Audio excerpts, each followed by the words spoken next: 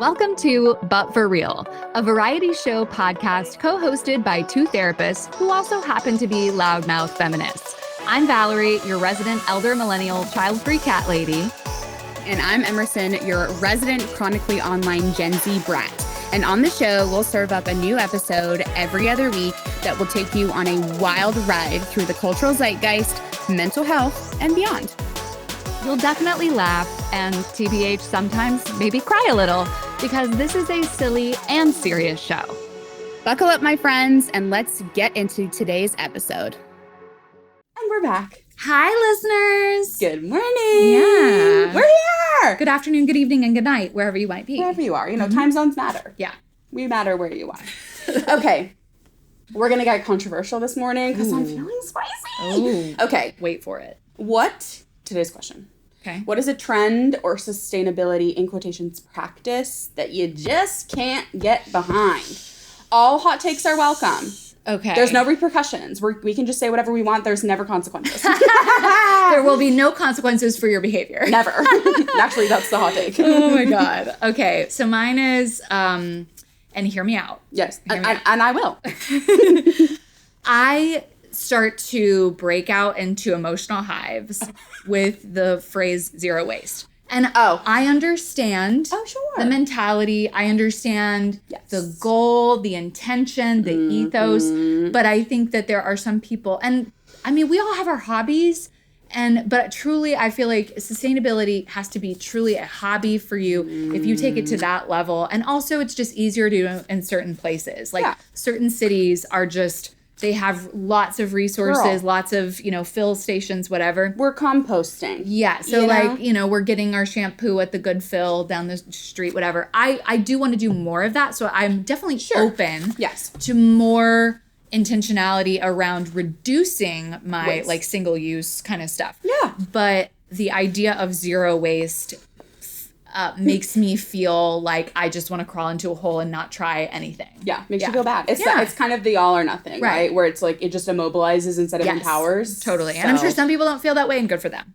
Heard. What about you? What's your controversy? So I was a nanny for a really long time. Oh, yeah, I forget that. Isn't that silly? How would you be my nanny? Business? What business do I have watching kids? Not because there's anything wrong, in an inappropriate way. But I'm just like, who am I? I am a child. Right. No, I'm a baby. So there was a time where I was with a certain crunchy granola mom group. And really love those divas. And they were like, baby, did you vote yet? And I was like, Mama, I'm not a citizen. I can't. So we had a really great time. But they were like, hey, we're switching to cloth diapers. Okay. Just take them off. But I was like, hey, your kids are shitting and pissing in these diapers. And that is what occurs in the diaper. Yes. And listen, I'm like, do kids go through a buttload, lack of a better word, diapers? Yes. And are they probably really bad for the environment? Yes. And also, like, I'm so sorry. I can't be, for a lack of a better word, scraping your kid's shit out into the toilet and then leaving a shit full diaper on your washing machine, because don't worry, like, I'll wash it. Like, they didn't want to burden me, but also I was like, this is gross. I have a hot take on this. What if... I'm scared what you're about to say. Because, we've taken care of cats, both of us, right? Yes. A litter box, I'm like, the litter helps obscure. It dries. It's, I scoop it out. I dig it for treasure. I don't have to, it's over, right? No, it's done. What if you just throw the used cloth diaper into a litter box, let it hang out there for a couple of days, and then you scrape it? That's like the worst baby shower game ever. When like someone's eating a Twix bar out of a diaper. I'm like, ladies, let's do something. No, I'm like, I don't give a fuck if it's a Snickers, hon. This is a Pampers. This is going to be a good episode, you guys. Wow. We're already off the chain here. I kind of was nauseous this morning, and I'm really not helping myself. So let's move on, ladies and gents and everyone in between. Now it's time for our first segment, Tea and Crumpets, where we tell you what we can't stop talking about this week. I fear both of ours are depressing. Honey, like this episode is maybe getting depressing, but we're going to laugh through it, We are. We that's have our to. style. So, of course, I had to pick the Katrina documentary, Katrina Come Hell or High Water, on Netflix. Now, listen, I'm going to be very earnest. Yeah. Like, I didn't grow up here, ladies and folks. So, like, I knew about Katrina, obviously, because I'm not living under a fucking rock. But, like, did I know about Katrina? No. Yeah. Like, I was like, there's always been this, like, kind of, like, online, mostly of where I've had heard it, or in conversations about, like, the racial undertones. And I really I was like, I don't know why. I mean, I could pretty much guess, right? But, like, just seeing it and, like, seeing these people's stories and the fallout and just how it was all handled, I was like, oh my God, like, this is, you know, and I think this was in 2005. So, like, we're, like, here on this 20th anniversary of this documentary, you know, so it's just such an important cultural watch, I think. And, you know, if you were living in the States in the time, like, revisiting that to, like, you 20 years ago of how you were learning about this, how the media was talking about this incredible tragedy, to, like, what it is now, and probably, like, still the fallout for these individuals that were impacted by this, like, insane thing. Depressing and sad, but, like, so much unity of New Orleans. Like, I've been to New Orleans twice, and every time, the 2 times I was there, I was like, this place is interesting. Like, it just has a bit of mysticism to it, and the accent tree, I'm falling in. There's still, like, the Southern hospitality. Like, it is just, like, such an interesting place. You can tell it's so culturally rich. Yeah. So it just gave me, like, an even different perspective on the city and stuff. So highly recommend you watch it. I will. Give yourself time, though, because, like, it's 3 episodes. They're, like, over an hour a piece. Yeah. So, like, I was really having to, like, metabolize this over the past few weeks because I was like, whoa. Yeah. It's a lot. Okay. What's your truth? What's on the list? Okay, so mine is also kind of heavy, very heavy. The new P.T. Anderson movie, One Battle After Another. Okay. So this is the one starring DiCaprio, my boy. You know. And by the way, one thing I did not know, because P.T. Anderson is like prodigy director of his generation. I think born in 1970, you know, Gen X. He has directed Magnolia, There Will Be Blood, God, I'm forgetting a bunch of the other ones, but, you know, just prolific. And a lot of his films have been Oscar nominated. The Master, Phantom Thread. But he has been married to Maya Rudolph for 24 years. I did not know this until I was on Wikipedia this morning. I'm like, and in Hollywood, that is a fucking accomplishment. 24 years is like 87. Right? What do you mean? I'm so impressed. But anyway, so this film, some of y'all probably already know. Do you know anything about it? Oh, my mom was saying when she told me about it before we saw it, it's like kind of shocking that this was even allowed to be, I think it was my mom who said this, shocking that it was allowed to be made, like allowed to be released in this era. Oh my God. Like, I'm sure if the Tangerine Toddler were to go and see it, he would demand that it be pulled from theaters, because basically it is sort of like kind of, you know, our timeline, but things have unfolded a little bit differently in this fictional world. And the revolutions have been going on. Yeah. And I mean, you know, militant revolutionary groups, which is like, it's really understandable why that happens, yet it's also really scary. And anyway, and it's just, it is fascism gone wild. Yeah. And it's really, very extremely timely, very intense. Lots of like ice kind of shit. And I will say, though, and this is, okay. Well, it's not a spoiler, but I will say, as heavy as it is, there is a little bit of uplift, too, which I needed. I mean, sure. And it's almost 3 hours long. So. Woof. Okay. Yeah. Good to know. Now it's time for Step Into My Office, where you get advice from your favorite professionally qualified, personally peculiar therapists. Dear Em and Val, over the past few years, I feel like I have been grieving the world I thought I would grow into, and the despair really gets to me. Every time I see a news alert about flooding or fires, I feel sick and angry, like I should be doing something, but I don't even know where to start, and I find myself feeling constantly in paralysis surrounding this. When I try to talk about it with friends or family, they tell me to just focus on the positive or enjoy what you can control. But it feels like gaslighting to act normal when really everything is changing. How do I care about the planet without drowning in guilt or apathy? Oof. Sincerely, crying into my eco bricks. What's an eco brick? What? It's where you just like take like huge water bottles and you fill it of all your plastic and your stuff, and then you ship it out to them, and they use them as bricks, literally, to like build buildings. Wait, so like consumers can buy these? No, like consumers make, so like you're taking all my plastic. Yeah, so say I have like my granola bar wrappers, I'm shoving that into like a big Gatorade bottle, and I'm really compressing it down, and then you ship them off to EcoBricks, and then they send them worldwide. I didn't to like know this. Yeah, I feel like this is kind of your thing. Yeah, I'm like, hello. It's like an interesting way. Have you ever done it? No, I mean I attempted to over COVID. Yeah.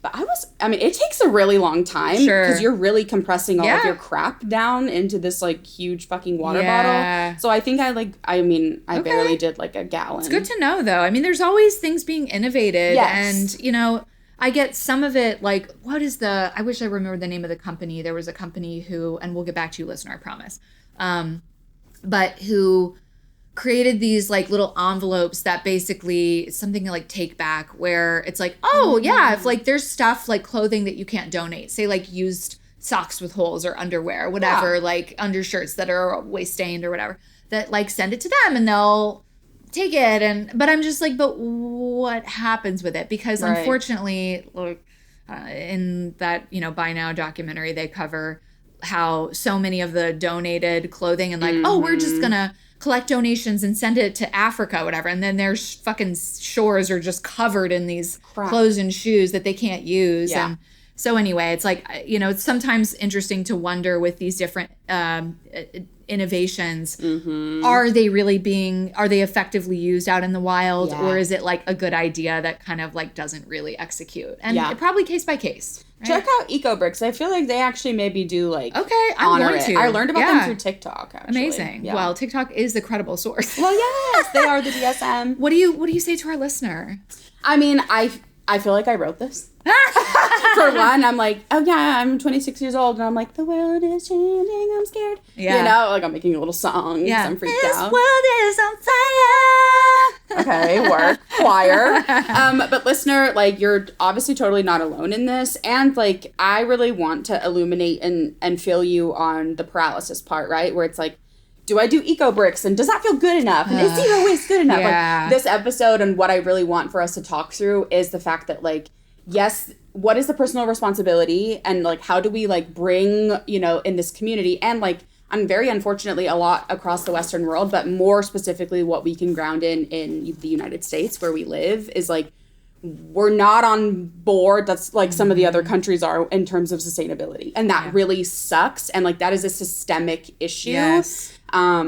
That again, like you can be really putting a ton of pressure on yourself here to feel like you have no control over flooding and fires because in a way you don't, you know, like we can't control these natural disasters on like the very individual basis. We have to look at it largely and more systemically. And that is really challenging and disorienting because it takes years to get stuff rolling and to get people on board. And so, it really is just like this is a delicate topic, just given the times that we are in, because I really think of this last part of like drowning in guilt or apathy. I feel like the pendulum swings for me in that way where I feel really guilty that I'm not doing stuff. And then I fall into that apathetic, well, the planet is just going to fucking die anyway. So I'm not going to have a savings account or a 401k. I can fall into that, like, I don't give a fuck apathetic mindset. And it's really hard. And I really think it sounds like, you know, this like paralysis part, but I really wonder, like, are you checking in with like what is like sustainable and realistic about sustainability within yourself? Yeah. That seemed wordy, but like, I hear the guilt and like the despair and the frustration where everyone's like, just focus on the positive. And, you know, it's not always about the toxic positivity. And like, if we are only like in the pendulum of like bad to bad, like what else is there, you know? Yeah. So where's the hope? That reminds me, I was just listening to the beginning of Scott Barry Kaufman's new book, Rise Up, which I'm like, we need to recommend this to so many people. It's a very nuanced look at sort of like, kind of like how we get victimized and can feel entitled to, you know, especially people who've been through a lot of shit. And then like, how does that really serve us? But he talks about like, it's not about either extreme of like toxic agency, pull yourself up by your bootstraps, like no matter what happened to you kind of thing. But it's also not toxic passivity, like, oh, well, you had a horrible childhood, so it's fine that you're an asshole, you know? And so I feel like the same applies here. Like, we're not saying like, well, if the government's not going to do anything, then you just need to be zero waste if you give a shit. But at the same time, just because it can feel overwhelming, we don't want to fall into that toxic passivity either. No. And just be like, well, it's too much, so I guess I won't do anything. Right. And I feel like this comes up a lot with like the, which is an environmental issue of animal agriculture, right? Is like people, you know, if they find out that I'm vegan, they're often like, oh my God, that must be so hard. First of all, I'm like, well, it's really not. And I can give a spiel on that another day. But it's also like, okay, I'm not saying that, I mean, yes, there's a value of abolition culture and you know, no empty cages, right? Yeah. But that's not where we're going to start. We're not going to get there in my lifetime. No. So if someone would just eat a little bit less meat, right, that would be dairy, that would be impactful for the environment. And so I think the same applies with like all of our sort of choices. Is like every day we have a lot of choices, and can we start to take agency with some of those choices to decide what would be like a kinder choice here for the wider community. And when we are living in such an individualistic culture, there's a reason why the U.S., even compared to a lot of other Western countries like in Europe, they're all, you know, climate accord. They're on board, they're right? On they're working on it. I think it's the pros and cons of our sense of like independence and freedom and like don't tell me what to do backfires with this kind of stuff, and that's why we're so far behind. But we can still keep pushing our legislators when we have the opportunity. Look at who we're voting into office, et cetera. But even when we can't feel very encouraged in that realm, we can look at where is there room in my choices without having to feel like I have to overhaul my whole life. Snaps for you. That was the tea. And now it's time for the DSM. In our DSM, all varieties of dysfunction, spiraling, and meltdowns are welcome. In this segment, we break down complicated concepts and common misconceptions about mental health, well-being, and tell you what we really think. Of course, we are here to talk about eco-anxiety, climate anxiety, all the things about navigating a literally burning world, how to not get stuck in that apathetic loop of grieving our Mother Earth. Our mother. Oh my gosh. Okay. So what do we mean by all of this? And there's different terms, eco-anxiety, climate anxiety, etc. That not in your tum-tum where you're just like, another fucking wildfire. Right. Another, which by the way, I read a really fascinating article on, what did they call it? Not controlled burn, because it's kind of like, well, we can't really control fire. Yeah. But I'm not going to remember the word, but basically like we're burning on purpose, right? And that for a long time that wasn't done because of fears. But the fact that it wasn't done is part of another reason why we have all of these wildfires happening. And so there are groups out there doing more training for that type of burning, even among citizens who are doing it on their own property. Okay. Right? So that's really cool. But anyway, it is burning, but we can burn it better.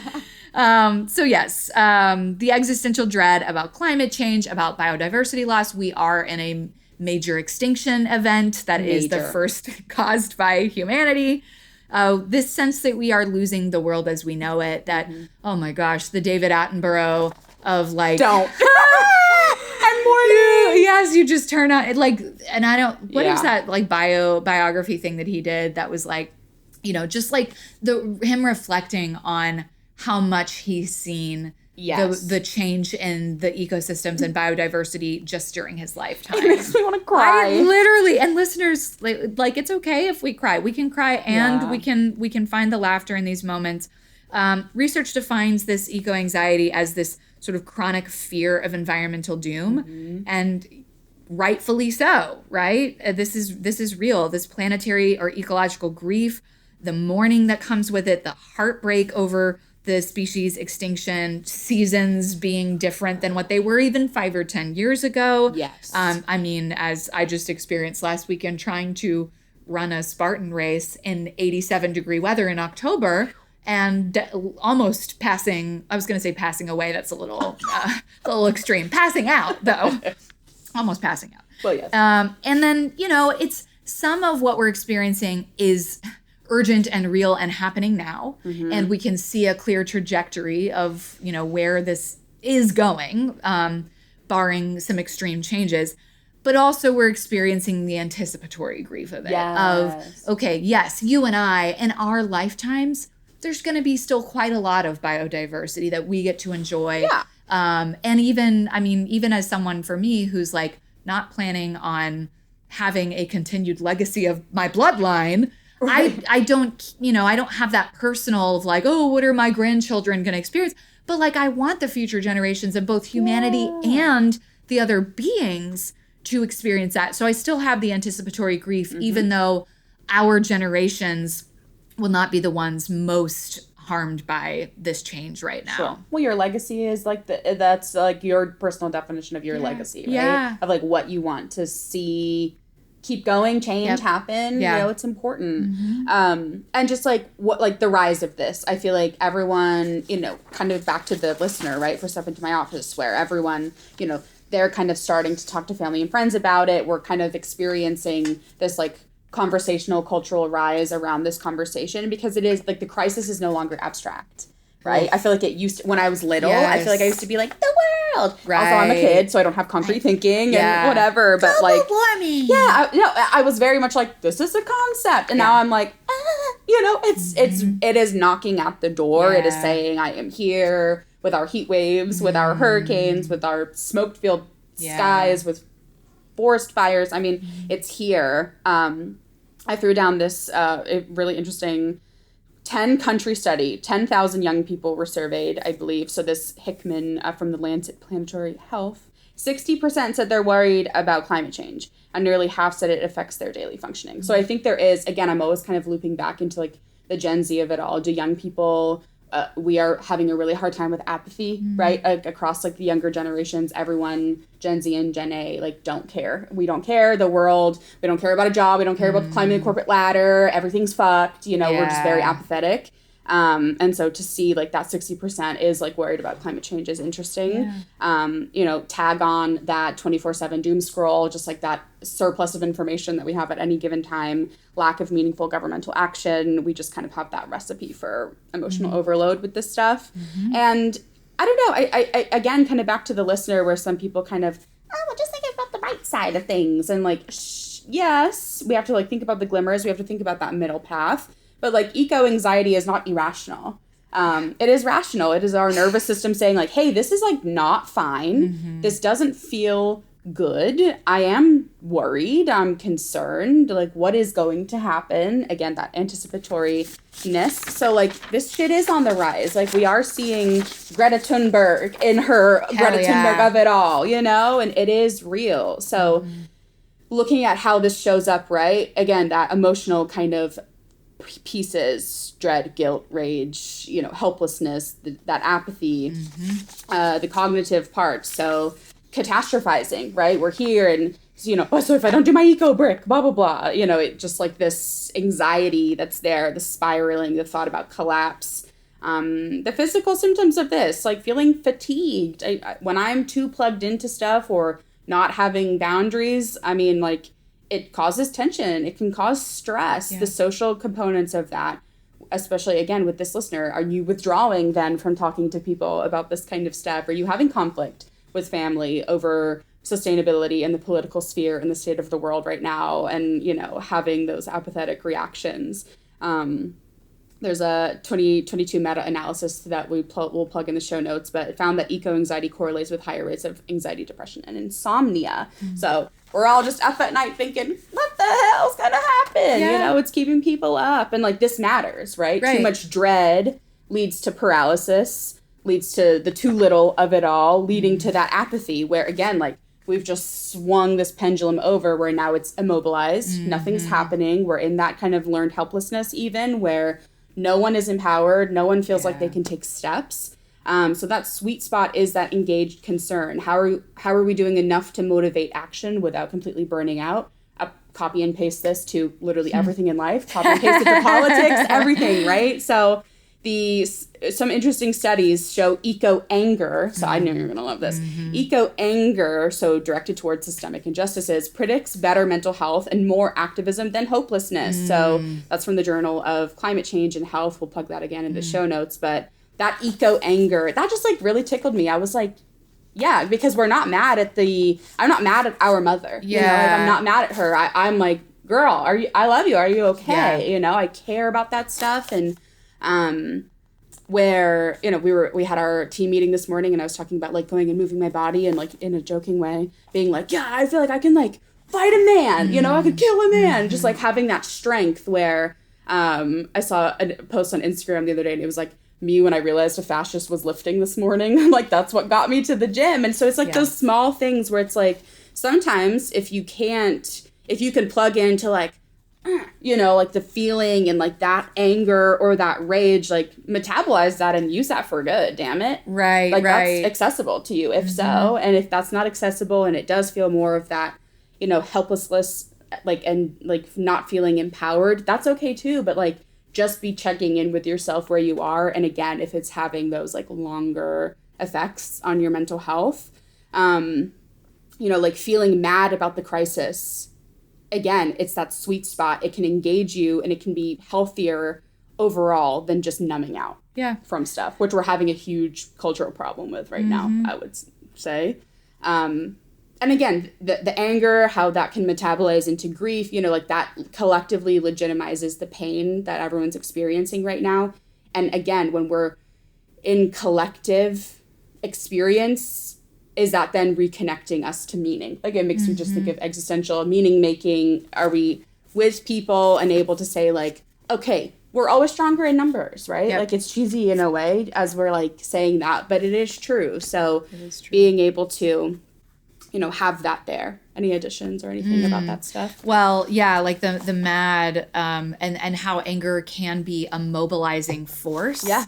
I think is so true. And like, of course, my hope as like a deep pacifist is like the anger can be more directed at the systems and not each other. Right. And used as a source for mobilization and action. There's a great, and I'm forgetting the name of the specific exercise, but in Joanna Macy's work that reconnects, which I'll share a bit about in a moment, a lot of it is group-based work, and listeners, I highly recommend, like, go on the Work That Reconnects website, look at their events. If you are really drawn to this topic, get yourself, if you can, to an in-person event. I went to one in maybe 2017 that was like a few days, and it was hosted in this eco village in North Carolina. Wow. Like, cool seeing like that way of living. But it's this circle that you have, and there's some props kind of in the middle, like some dried leaves, an empty bowl, and basically you can go to the center and take any one of the one that represents emptiness, the one that represents sorrow, the one that represents anger, which I think is like a stick from a tree, right? Yeah. And while you're in the center, you're just speaking your rage for the world, you're speaking your sorrow for the world and the earth. Or your, this feeling of emptiness or numbness. And that is so powerful to be holding the group space for people to go and connect with those experiences. So Work That Reconnects, and she created this thing called the spiral, which I think is a really, really helpful way of us getting into that, what she calls active hope instead of the paralysis or some naive hope of like, it's probably going to be fine, right? Right. So the spiral, you begin in gratitude because we have to buoy ourselves, right? Like, this is heavy shit. We got to begin in like gratitude for what, the fact that I can still enjoy the fall leaves and whatever else. And so we begin in gratitude. Then we turn toward our pain because so often we don't. We're this culture that sort of chases good feelings. And to be really willing to hold the discomfort and the reality of what's going on with the world, we have to be willing to turn toward our pain. The next step is we see with new and ancient eyes. So we get creative. We think of innovations like eco bricks and things that can actually, there's a lot of potential here for AI to be part of the solution, which is really exciting. Yes. And then ancient eyes are, what did the indigenous people do? How did they live in the world and this interbeing?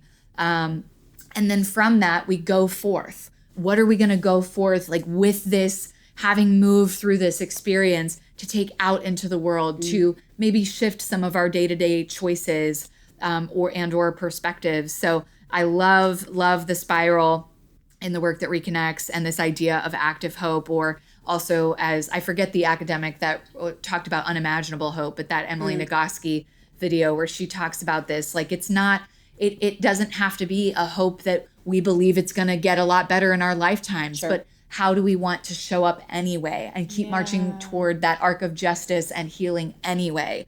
So anyway, all that to say, there are these modalities like the work that reconnects, eco-psychology, deep ecology, ecotherapy that sort of bring together an opportunity for us to turn toward this pain, right? To acknowledge it, because I get so frustrated with the fact that a lot of Western psychology is rooted in this, highly individualistic thing where it's like, oh, you think that you're anxious about the climate. What's really going on? Right. Is it your daddy issues? Yeah. Do you hate yourself? Oh my God. It's like, yes, I do. And also the world is dying. Like, should we CBT that? Maybe? Right. So, and obviously, yes, there are times where when eco-anxiety, climate anxiety becomes untenable for someone, sure, we want to help them move through that in a way where they can honor the pain and also not have it be like this, consuming their every moment, right? Totally. And that's, get support from a professional, of course. Eco-psychology as a field, which I've done some study in with Andy Fisher, who's amazing, wrote a book called Radical Eco-Psychology, originally coined by Theodore Roszak in the 1990s. And really, it's not, we'll get to ecotherapy in a minute, which is sort of more what we might think of. I was like, oh, let's combine therapy with nature. But eco-psychology is more of a paradigm shift of looking at the idea that our modern mental illness, and especially the rise of it, has a whole lot to do with our modern disconnection from the natural world and, abuse of the natural world. So the ecological and psychological crises are really interconnected, two sides of the same coin. So we cannot simply treat the mental illness and then not worry about the other stuff. Like it is fundamentally interconnected. And then the ecotherapy or nature-based therapy, forest bathing, all of that kind of stuff is like, how do we put this into practice? The Animus Institute, Bill Plotkin's work with Wild Mind and nature and the human psyche. There's a lot of really cool work out there of looking at how you can integrate this, whether that's, therapeutic gardening, working in the wilderness, animal-assisted therapy, and all of those can be incredibly healing experiential modalities, even just walk and talk therapy, which we can do right here in our office around the neighborhood, which is really nice. And even biophilic design, whether that's biophilia. Like at your home, that you bring in the plants. And even if you can't have real plants in certain spaces, that research actually shows that, if I remember Emily Nagoski came into a training that I was doing in my sex therapy certification. She had these like plants behind her and she's like, oh, these plants are here for you because you're going to have a better, more engaged experience seeing me with this life around me.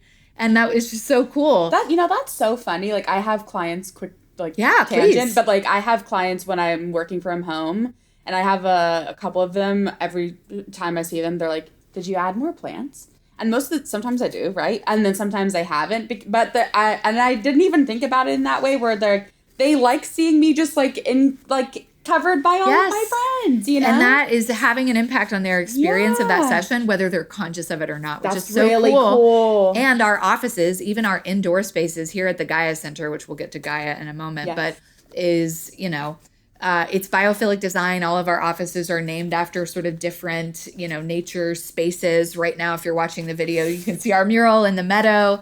So we try to bring that into even our indoor spaces. And Gaia, Gaia theory, James Lovelock, this idea of all systems are interconnected, right? And so that's just a core part of our ethos. Again, the research backs up that even brief exposure to natural settings can really reduce rumination, stress, depressive symptoms. Yes. That this contact with green spaces can lower cortisol, improve emotional resilience. So if someone's doing specifically ecotherapy as a desire to enhance their connection with the natural world, they might do that in ritual. They might practice mindfulness in nature, find a sit spot that you come back to periodically. You watch the environment around you change throughout the year. You get really familiar with the little ecosystem around your sit spot. You plant trees, which we're going to do as a team together in a couple of weeks. Writing letters to lost landscapes. There's a lot of the work that reconnects exercises that are like deeply like you're speaking to, you know, an ecosystem, or you're speaking from an ancestor 7 generations or into the past or future, and just holding all of the emotion with that can be healing and reconnecting.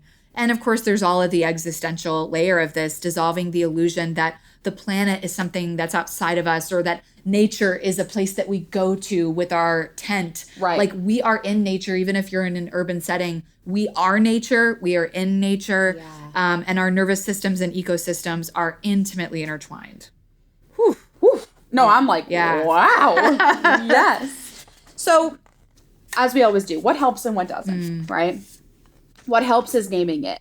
The eco-anxiety as a normal reaction, a normal human experience to what we are experiencing in real time. It is not a pathology. It is not something to be, you know, overly getting pissy with your friend about that's having this experience, right? Can we meet each other in curiosity about how we're feeling about this kind of stuff? Grounding in action. Again, checking in on that kind of personal pendulum. What's that engaged sweet spot? Those micro actions really do matter. If you want to eco-brick, eco-brick.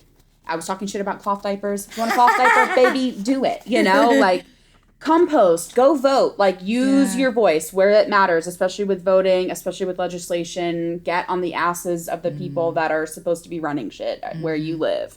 Join a climate group. Just talk about it. You know, that's okay. In that connection, build or join those communities that share those values. So if you live in an apartment and you're setting up a little garden and your neighbor is like, oh, this is cool. Hey, can I bring you some tomatoes after? That was one of my favorite things. My neighbor brings us lettuce all the time in the summer. Just like those like little things where we're just having this exchange. Yes. It's just like a nice opportunity, you know? Connecting again in that ritual, more of like that ecotherapy sense of self. So write a letter to the earth or plant something. Go get plants. And like, we had a big plant gnat infestation, but like that really connected me to those buggers. Like, they're in my house. Like, I'm like rehabbing. Like, I've been sticking my fingers in dirt. I'm with these friends. Like, I'm taking care of them. They're taking care of me. It is okay. Again, if it is really becoming disorienting to you and you're having a hard time, go find you an ecotherapist or, you know, go find someone that you can really flesh that out with. Have that nature-based work, trauma-informed mindfulness, mindfulness. Please turn towards it. Go stick your feet in the dirt out there and remind yourself that you're there. And then again, remind yourself that you're the nature. It is always within you. And of course, boundaries, y'all. Please limit the intake of stuff. Please put the phone down. Please, take a bazillion shots, alcoholic or non, when we talk about boundaries and putting your fucking phone down on this podcast. But it's because it's true. And finding joy as an act of resistance, like leaning into those feelings when they are there. Again, have those internal, external boundaries with self. What is not going to help is pretending that you don't care and that I have to protect my peace. I'm going to blow that sentiment up because everyone that says, I'm protecting my peace, you're not protecting your peace. You're not giving a shit. You're not giving a shit, or you're being selfish, or you're just like, think you're doing something, baby girl. Toxic you're not. passivity. Honey, it's there, you know? And also like shaming others for not doing enough. One of the biggest things I had to reckon with myself when I kind of started to understand what it means for me to, in quotations or in real time, be an activist is that I was meeting the people around me with anger because I was angry. Yeah. And then I was angry at the people around me that weren't getting it or weren't tapping in or didn't care. I thought they didn't care or whatever. And I was meeting everyone with such this like bite. Yeah. When really I didn't have a pot to piss in sometimes, you know, and like shaming the people around me. And I've gone and tried to do this work mostly with my family where I was like, hey, remember in 2020 when I was like being awful? Sorry. Like, sorry about it. Sorry about that. I was really coming into my own stuff and I was meeting you with a lot of shame and like that wasn't okay. And that wasn't the way to do the work. Right. And I think sometimes, especially when people get sort of newly activated in a cause. Oh, I was in it. We come in hot. We come in judgy. Passion. And that's, you know, sometimes like just a natural sort of phase of that. And I will say that like to me, there is a difference before, first of all, even the people who are like, I'm trying to protect my peace. So like, I just don't think about that stuff. I just like don't look up, like the movie, right? Yeah. We're not shaming them. No. But we're just saying that is not an effective mindset. No. And I think with the shaming others for not doing enough, it's more specifically like policing how to be a good environmentalist. The moral superiority, right? It's It's not about that. Please ground in like your own shit and show up with the accountability, right?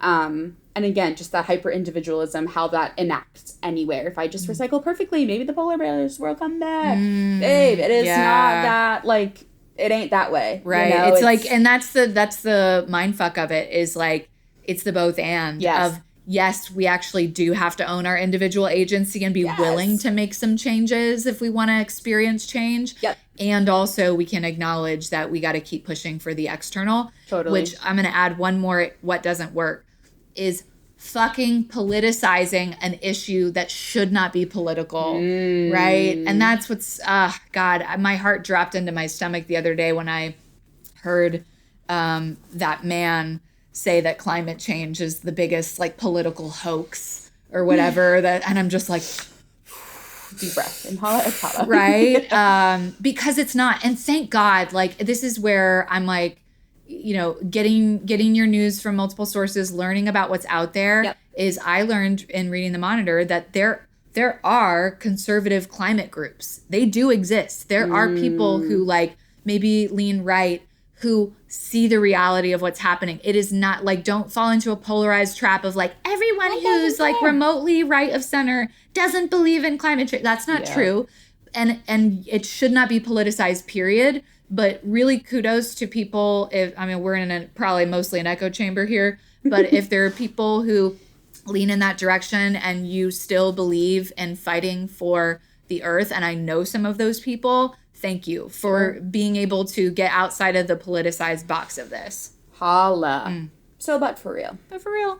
Eco-anxiety isn't a sign that something is wrong with you, this deep pathology. It's just a sign that you are attuned to this world in crisis, you care deeply.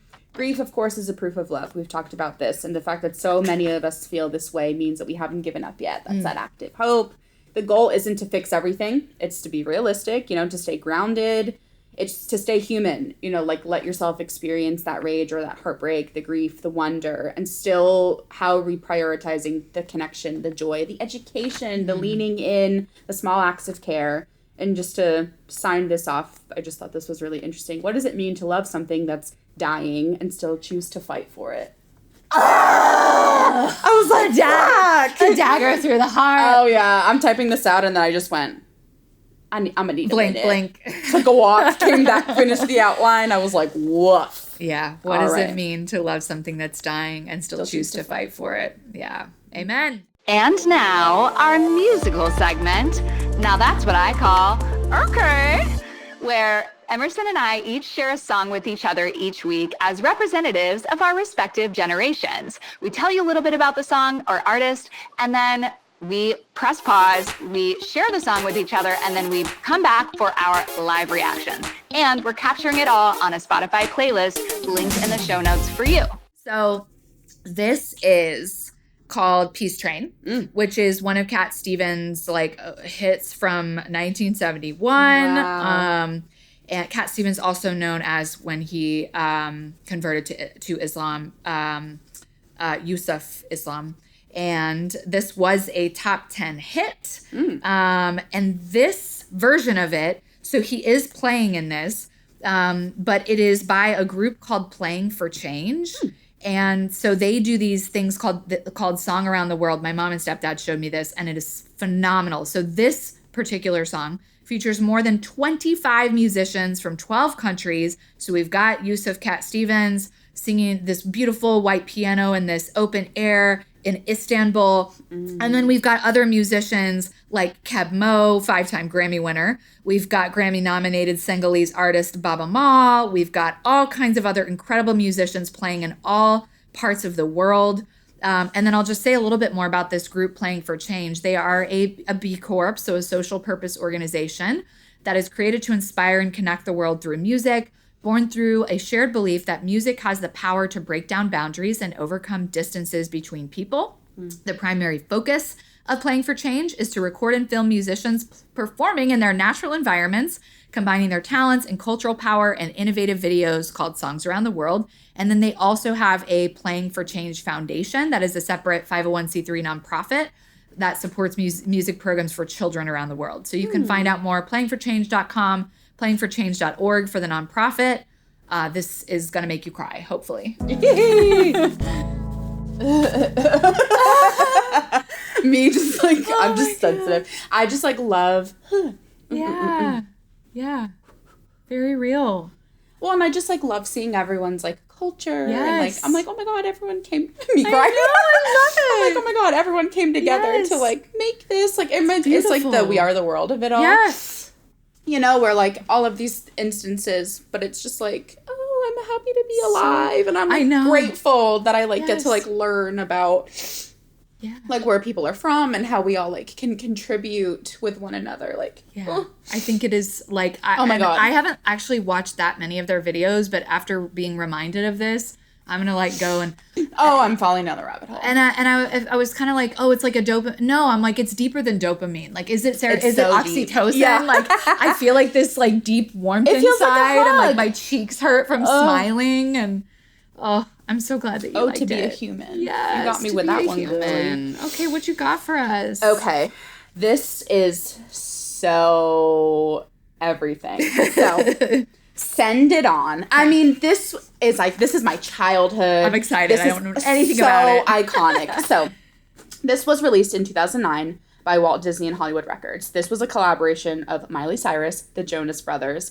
Demi Lovato, and Selena Gomez. So, this is peak Disney. Yeah. Okay? This was formed to promote Disney's Friends for a Change. This was like a TV and radio campaign encouraging young fans to take action. On environmental issues in 4 key areas. So water, climate, waste, and habitat. Disney used to be the GOAT back in the day. Like, we just kind of had... I would love all their little segments that they would do. And I do remember this. So kids were encouraged to, like, pledge online to adopt environmentally friendly habits. Before this shit was more politicized.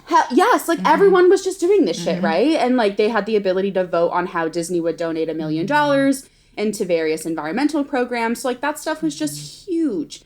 Per the Wikipedia page, it's gonna correct me up. So Send It On kind of had mixed reviews. In 2023, though, it was chosen as one of the 100 greatest Disney songs of all time. Ooh. However, Leo Hickman of The Guardian criticized the artist as hypocritical and the song's lyrics as ineffective, noting that there are, quote, no references at all to the environment to be found within the song. That just cracked me up because I mean, of course I was watching this in 2009 and I'm thinking, oh my God, these are all the like, this is Hannah Montana. This is, these were all the things that I loved at the time.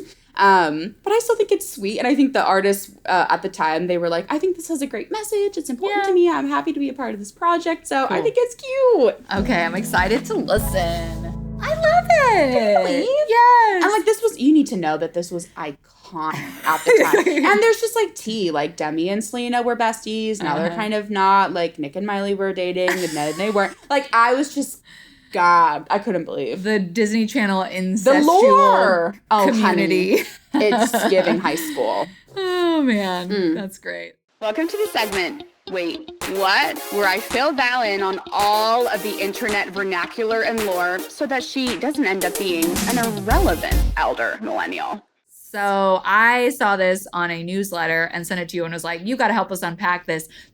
What the Gen Zs are saying, lock-in. Mm-hmm. Okay? Yes. What the heck? So, our lock-in, it basically is just like, okay, after lock-in. And, like, of course, with Gen Z, we, like, use it for real, and then we, like, don't use it. So I'm like, oh my God, I have to clean my house. I need to fucking lock in. It's like, Diva, you're cleaning the house. Whatever. Or it's like, I need to do my notes. I need to lock in. So it's basically saying, like, you need to focus without distraction on something, on an important thing. Which is just, like, really poignant for our time when we are just, like, filled with the distraction. And also, like, lock-in coming from TikTok. It's just, like, so meta in that way where we're like, I need to lock in because everything's distracting. Also, this is a trend on TikTok where we are the most distracted ever. scrolling our lives away. So this is also kind of like the rebranded winter arc. Are you familiar? No. So I feel like this like great lock-in of 2025 is just like the one-up of the winter arc. So this is just basically all about getting your shit together within the last few months of the year. So you tie up any loose ends, you enter the next year with like a fresh perspective, great habits. So this is kind of interesting to me as even just like seasonally how we look at this, where I feel in years past where I'm like, this is actually the time for me to now be like slowing down, right? Like the world is kind of slowing down. It's getting darker. We're going to be hibernating for a bit. But I do think it's kind of interesting to like kind of have this like more like darker and reflective time to still actively be trying to work towards shit that matters to you. So I'm doing 75 sparkling because I'm just a girl. Oh my God. And the winter arc versus like 75 hard, like it just feels too like to me, like it's 75 hard never has resonated with me. Too rigid, too like intense. Too rigid, too intense. Like I don't drink alcohol anyways, so that part doesn't resonate. Like I'm not working out twice for 45 minutes a day. Bitch, what the fuck? Like it's not happening. So like my 75 sparkling is I just need to have some form of movement for 30 to 45 minutes a day. I'm trying to get anywhere between like 5 to 10,000 steps. On a 10,000 step day, that's awesome. Great. On a day where I'm working all day, that's not happening. I sit for my job. I can't be like, hey, so like, how's your week been? My clients are like, bitch, you're fired. Please be still. Yeah, I'm just making sure I'm prioritizing my fruit and veg. I'm trying to spark joy in hygge. So like, that's a big theme for me. Like, how am I enacting hygge every day? How am I having a moment of gratitude every day? Am I checking in with a loved one every day? So I have like my dailies, a weekly, a monthly. I'll send you my stuff later. And I'll probably get more into 75 sparkling as I go. But I'm really enjoying this kind of like a little bit of micro challenge with myself. I feel like I haven't been able to apply something like this for the past couple of years. And it feels like my brand of the great lock-in where I'm like, this has been like a hard year and like a really like growth oriented year for me personally. So this feels right, but you don't have to lean into the great lock-in, or you can do your own version of 75 sparkling where, you know, you're just kind of tying up the loose ends, or you just want to feel like you can walk into this next year with like a fresh perspective, clear some stuff out, like do a bit of like winter, fall cleaning of your space, of your mind, right? So it's an interesting concept. Yeah, and especially like, you know, we're always sort of working on, you know, our habits and our well-being, like, you know, a lot of us in this culture, which is great.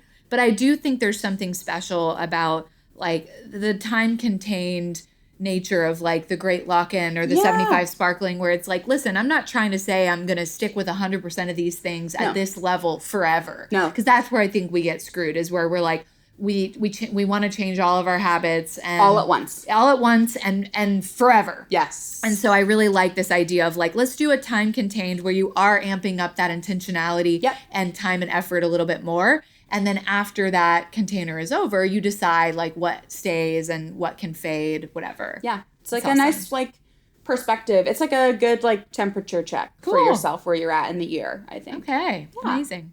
And now for our last segment of the show, welcome to Fire Dumpster Phoenix. It is rough out there, y'all, and we need all the hope we can get. It's time to go dumpster diving for some positive news and rise from the leftover Happy Meal ashes together.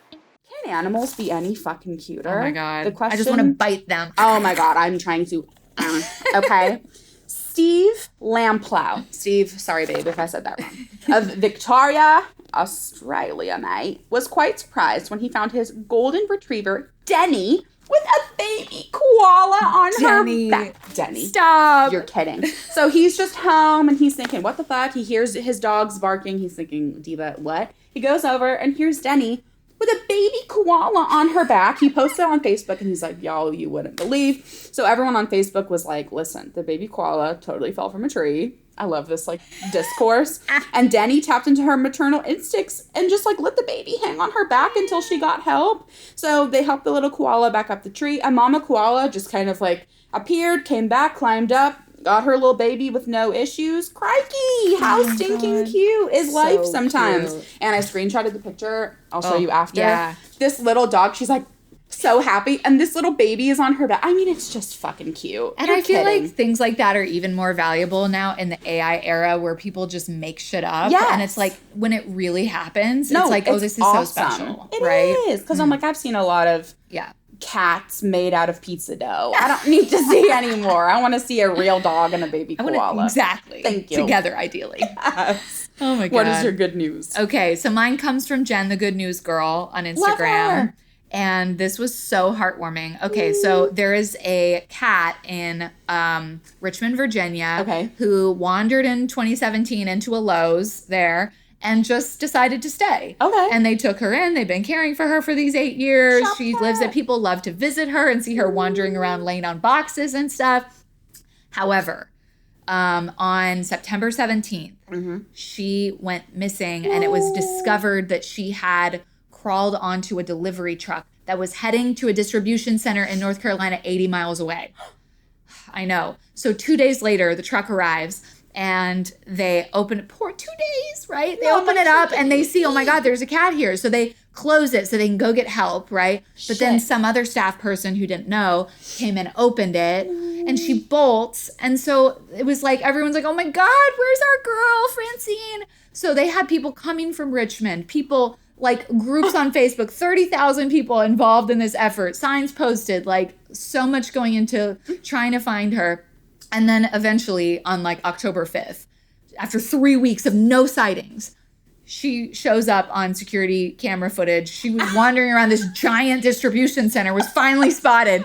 So they get her in a humane trap. They brought her back to her home in Richmond. She's back with her Lowe's family, and they're planning a Francine Fest. So I just love this. Again, people coming together. Like helping this little cat, Francine. Not all hope is lost, you guys. No, like there is love and unity wherever you can look. Yes. What's that love actually? Like love is everywhere. Well, whatever the fuck Hugh Grant was saying. That diva. All right, listeners. We'll catch you next time. Bye. This has been another episode of But For Real, produced by Valerie Martin and Emerson Ryder and edited by Sean Conklin. But For Real is a Gaia Center production. The Gaia Center offers individual, couples, and group therapy for clients across Tennessee and in person in our Nashville office, as well as coaching for clients worldwide. For show notes or to learn more about our work, visit GaiaCenter.co or find us on Instagram at the Gaia Center and at But For Real Pod. But For Real is intended for education and entertainment and is not a substitute for mental health treatment.